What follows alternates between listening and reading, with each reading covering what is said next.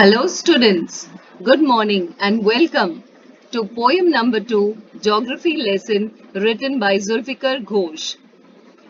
This poem is written from the perspective of a person who is observing the city from above, seeing it seated in a jet plane. As he ascends the heights in the sky, he is able to understand the real meaning of geography. Can you imagine what your city would look like if you saw it from 10,000 feet above the ground? Neatly planned and perfect in proportion, like a geometric design. It would strike you as something very different from what it actually is while you are in the thick of it. Here is a poet's description of just such a view of the city and some questions that come to his mind. Zulfikar Ghosh, the poet, is a famous novelist who was born in India before independence. After independence, he migrated to Pakistan and now he is settled in the USA. He writes novels, poetry, and criticism around the topic of cultural alienation. Some of his books are The Murder of Aziz Khan, Don Bueno, and The Triple Mirror of the Self. Now, let us read the poem and understand it stanza by stanza. When the jet sprang into the sky, it was clear why the city had developed the way it had.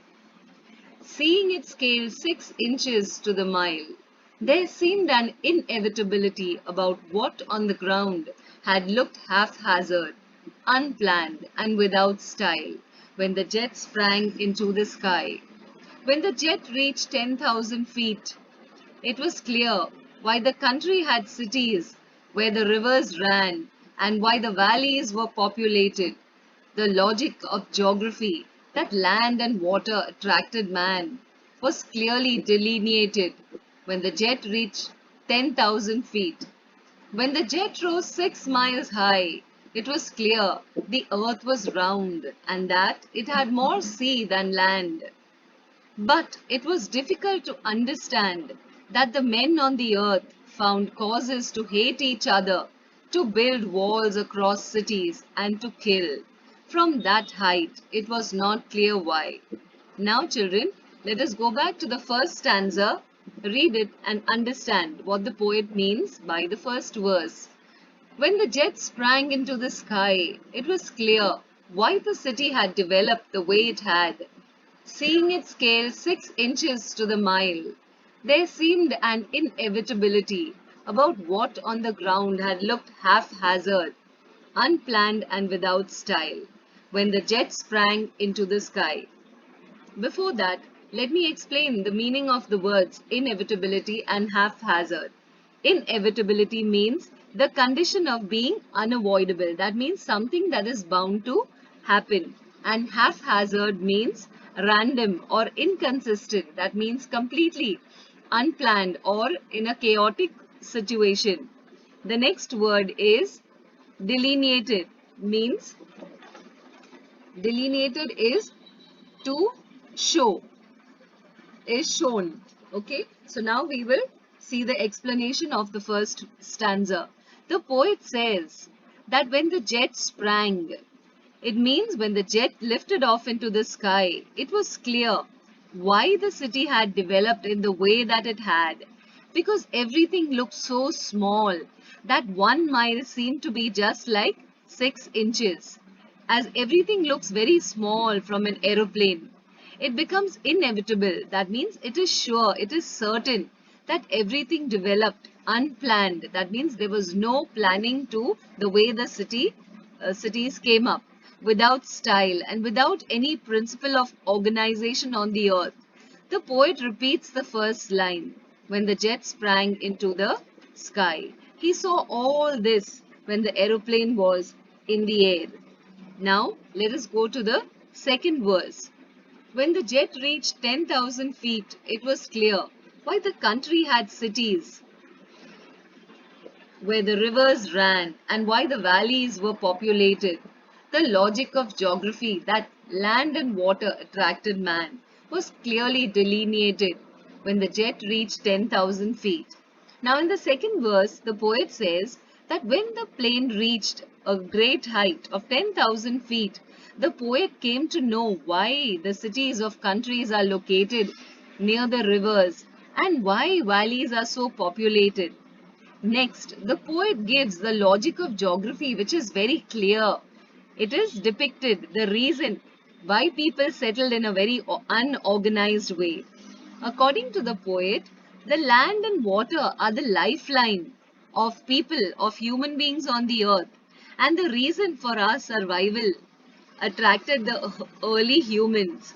That is, men could not do without water and men could not do without land, fertile land. The land refers to the green land, fertile land on which we cultivate food and make our homes.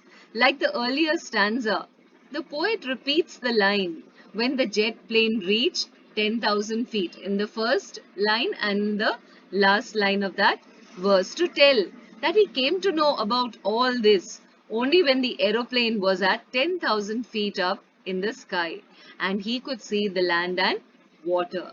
Now, let us go on to the third verse.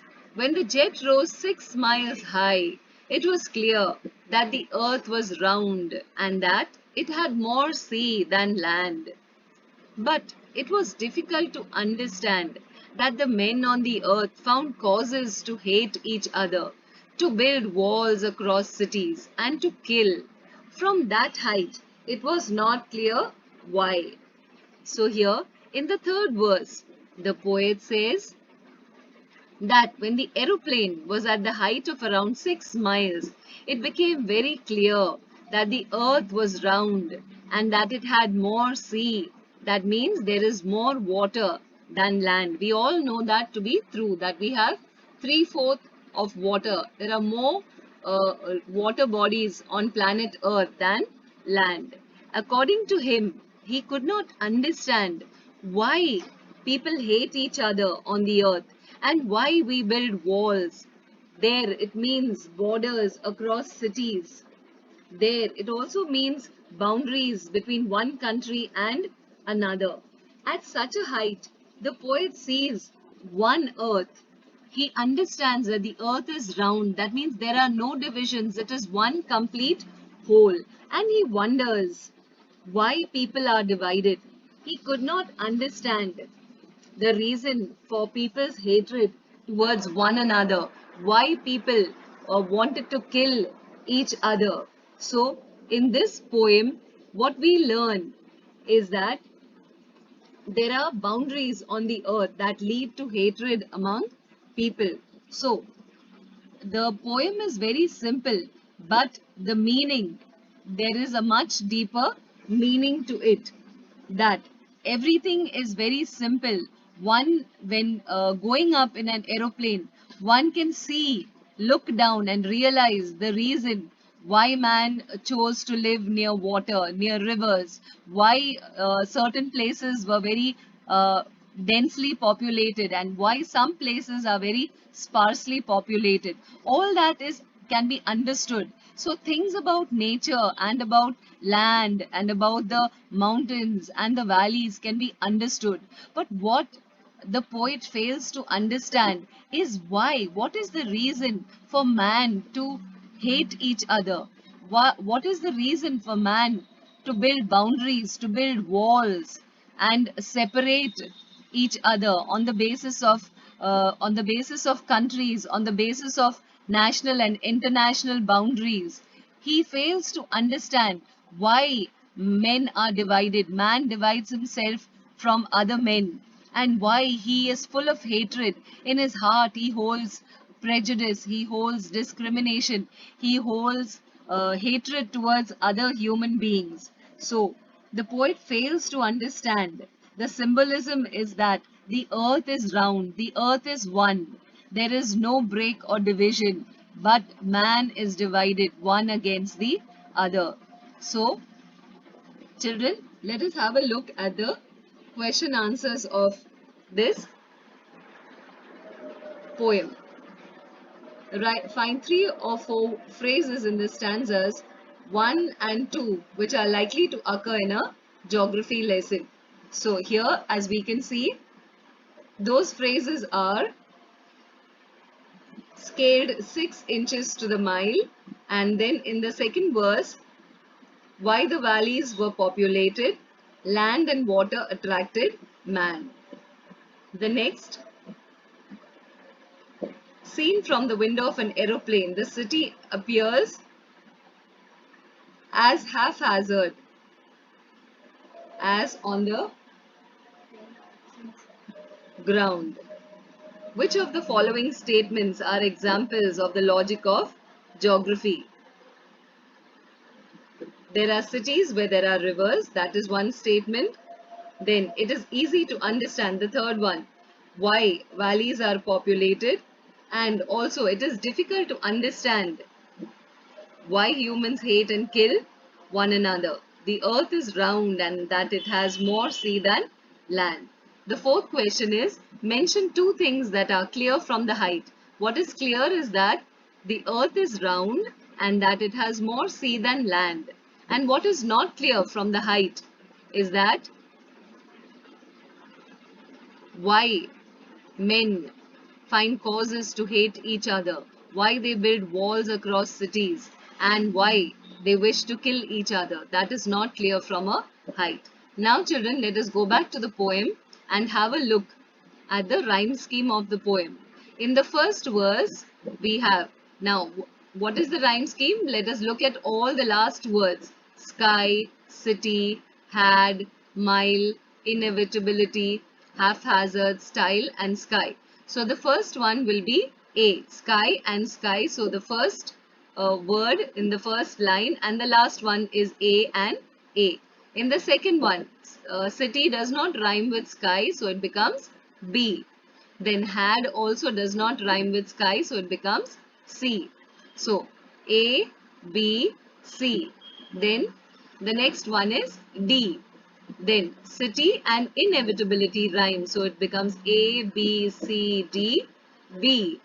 Then had and haphazard becomes is one and the same. So we have A, B, C, D. Then city and inevitability is B.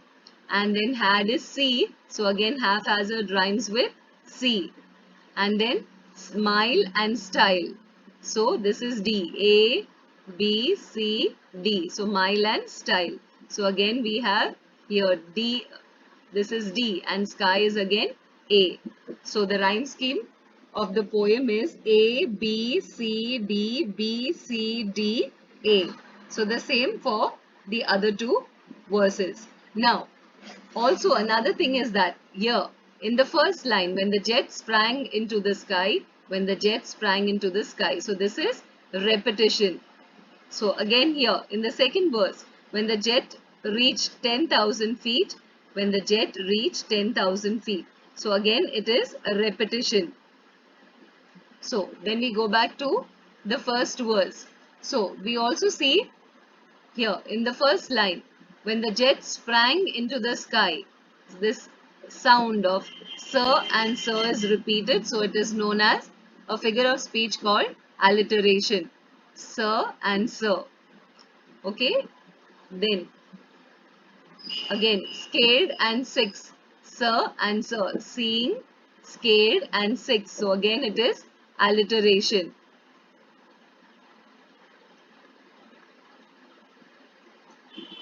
Then again here, rivers and ran is another example of alliteration.